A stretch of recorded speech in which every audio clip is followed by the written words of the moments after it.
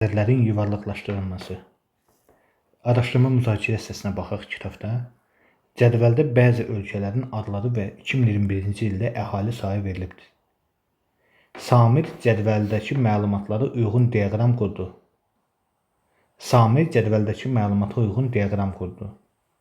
Diaqramın hər sütunu hansı ölkəyə uyğundur? Gürcüstanın əhalisi Ruandanın əhalisindən təqribən neçə dəfə azdır? Gəlin ilk növbədə biz araşdırma müzakirədə Azərbaycana baxaq. Görürük ki, burada Azərbaycanın əhali sayı Ruandanın əhali sayından azdır. Yəni Ruandanın əhali sayı ən çoxdur. Ona görə araşdırma müzakirədə belə bir nəticəyə gəldi ki, deməli yaşıl sütun Ruandadır. Göy sütun Azərbaycandır.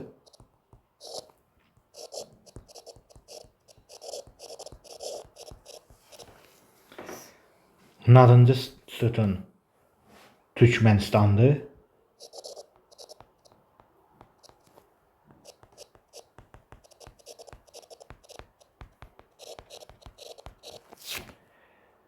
Deməli, boz sütun Gürcüstan'dır.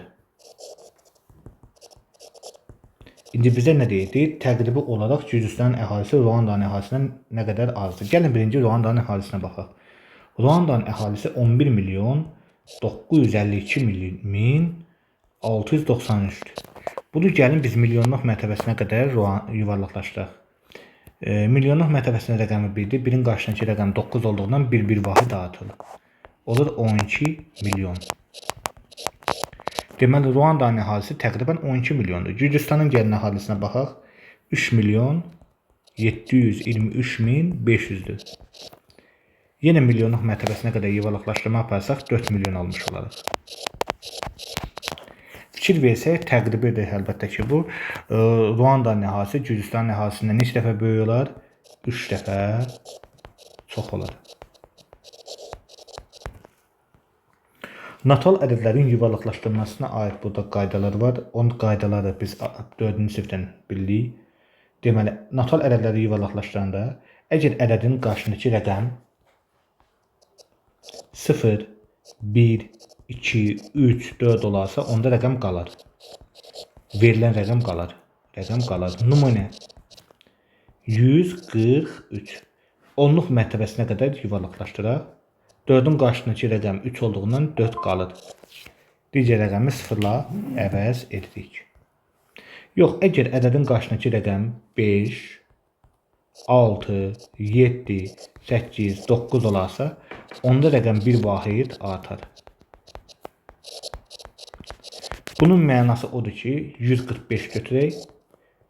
Yenə onluq mərtəbəsinə qədər yuvarlaqlaşdırsaq, alırıq 1, 4'ü 1 vahid artırdım oldu 5, digər rəqəmi 0-dan əvəzləşdiririk. Deməli, ədədin yuvarlaqlaşdırılmasında ədədin verilən rəqəminin qarşısındakı rəqəmə uyğun yuvarlaqlaşdırma aparılır. Və sonraki əməldə verilən rəqəmdən sağda olan bütün ədədlər sıfırlanır. Burada bir sıra misallar var. Nömrə 1'dən nümunələrə baxaq.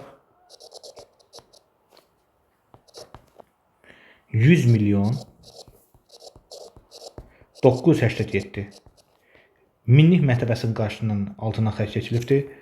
Deməli 100 milyon hissəsi qalır 00. 0'ın qarşısındakı rəqəm 9 olduğundan 0 1 vahid artdı, oldu 1. Qalan digər rəqəmlər sıfırlandı. Eyni qaydada deməli biz baxırıq deməli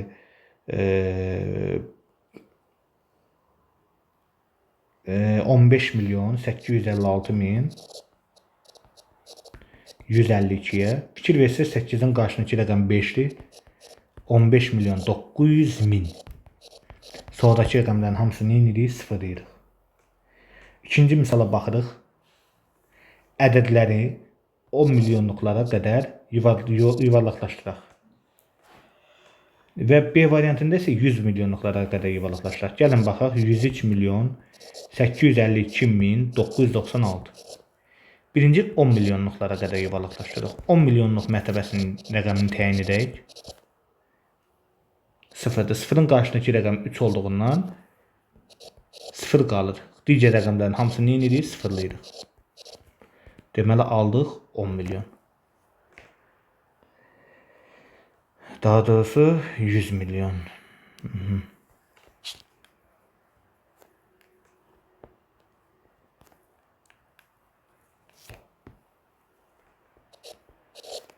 100 milyon olur. Çünkü burada 103 milyon 852 bin 996'dır. İndi 100 milyonluqlara kadar yuvarlaqlaşdıraq. Birə görə götürəcəm indi. Qoyun altdan bir də yazaq.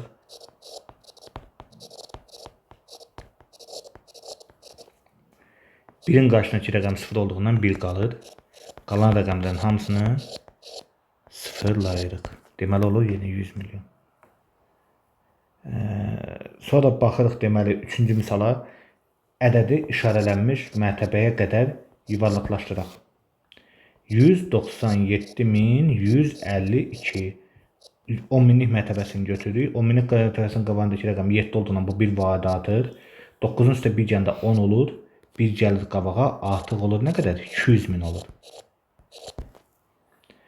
961.287 100 minlik mərtəbəsinə qədər yuvarlaqlaşdırırıq. 9-un qabağındakı rəqəm 6-dır. 9 bir vadatta oldu 10. Ondan sonraki bütün rəqəmləri sıfırlayırıq. 5 dənə sıfır yazırıq. Və aldığımız ədəd 1 milyon olur. 999.999'a da baxaq. 9'un qarşıdakı rəqəm bir vade olduğundan bu artır avtomatik 10 olduğundan bunlar hamısı bir artır.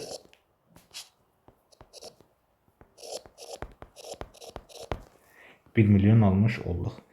Dördüncü misala baxırıq indi. Uyğun natural ədədləri müəyyən edin.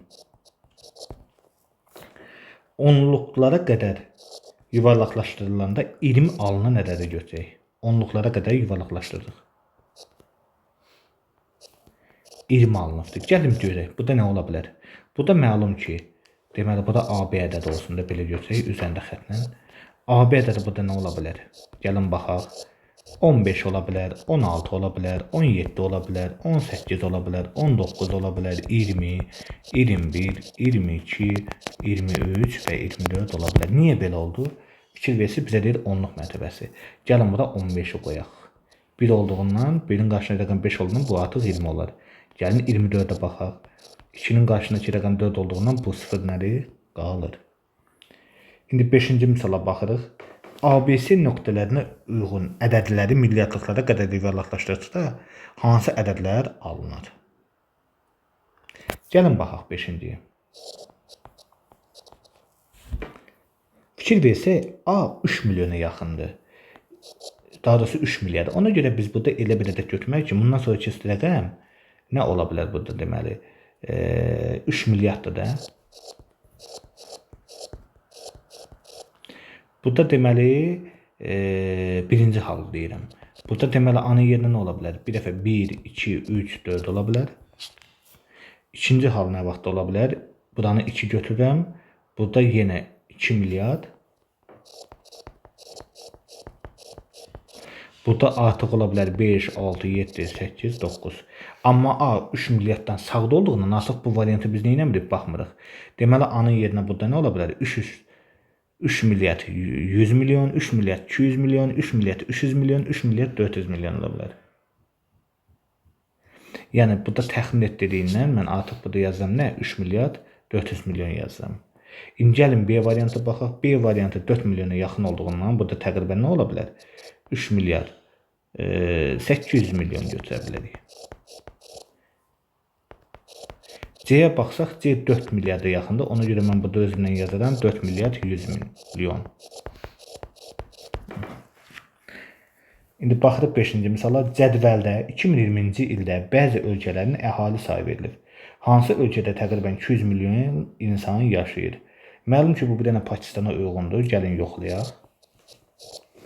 220 milyon 2020-ci ilin siyahısını verir əhali sayısını 892.340. 220 milyon olduğundan 220'nin qarşısındakı rəqəm 8 olduğundan bu bir vahid nə olur? Artıq olur nə qədər? 221 milyon. Bunu yenə də yuvarlaqlaşdırsaq bizə nəyə görə lazımdır? Təqribən 200 milyon. Bunu 100 milyonluq mərtəbəsinə qədər yuvarlaqlaşdıraq daha doğru olar. Yəni onda burada 2'nin qarşısındakı rəqəm 2 olduğundan onda bu rəqəmlər hamısı nə olur? Sıfırlanır. Cavaballıq 200 milyon. Hansı mərtəbəyə qədər yuvarlaqlaşdırsaq, Türkiyə və Almaniyanın əhalisi sayı eyni olur. Mənim ki 10 milyonluğa qədər. Nəyə görə? Çünki Türkiyədə 84 milyon 339 min 67 əhalidir. Mən bunu 10 milyona qədər ya da milyona qədər yuvarlaqlaşdırsam, alırım nə qədər? 84 milyon təqribi. Eyni qaydada 83 milyon 783 min 942-ni yenə yuvarlaqlaşdırsaq, alırıq yenə 84 milyon. Bunu biz həm milyonluğa qədər, həm də 10 milyona qədər yuvarlaqlaşdırsaq, eyni rəqəm almış olarıq. Nömrə 7-yə baxırıq. Diskin ümumi tutumu təqribən neçə baytdır? Ümumi tutumu gəlin baxaq. 372 milyard 699 milyon 107 min 328 baytdır. Bunu yuvarlaqlaşdırsam, təqribən 373 milyon götürək. Ki, burada baytımız var. Daha doğrusu 373 milyard nəyimiz var? Baytımız var. İstifadə olunan da yenə də 87 milyard götürək. Bayt. Yine biz baytı gigabayta çevirməkdən ötürü 1 bayt biz bilirik ki, deməli 1 kilobayt bilirik 1024 bitdi.